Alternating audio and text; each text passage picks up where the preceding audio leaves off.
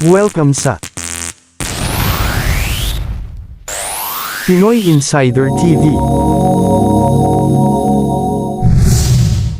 Welcome to Pinoy Insider TV. Kung bago ka pa lang sa channel ay mag-subscribe na at i-click ang bell button para updated ka sa latest videos natin. Salamat! Pinag-uusapan nga sa social media ang upcoming sequel ng movie na Hello, Love, Goodbye na pinagbibidahan ng aktres na si Catherine Bernardo at aktor na si Alden Richard.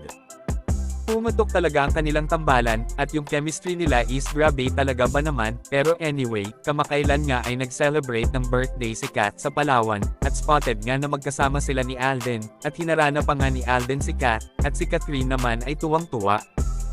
Kaya ang mga Katden fans ay super excited na talaga sa sequel ng movie nila.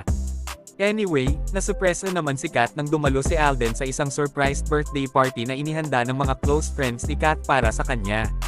Makikita din naman natin na ang saya ni Kat nang nakita niya si Alden, at may dala pang bulaklak at regalo para sa kanya. Sana all, may pabulaklak.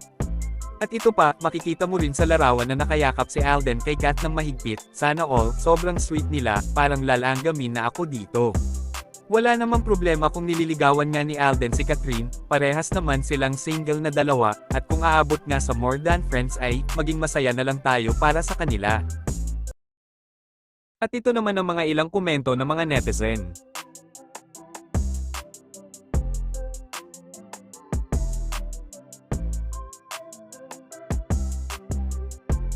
Pero anyway, hintayin na lang natin kung ano ang susunod na kabanata ng Katden love story na ito. Ang tanong, magiging in a relationship ba sila in the future or magiging sila pa rin ang love team in the future? Comment down below.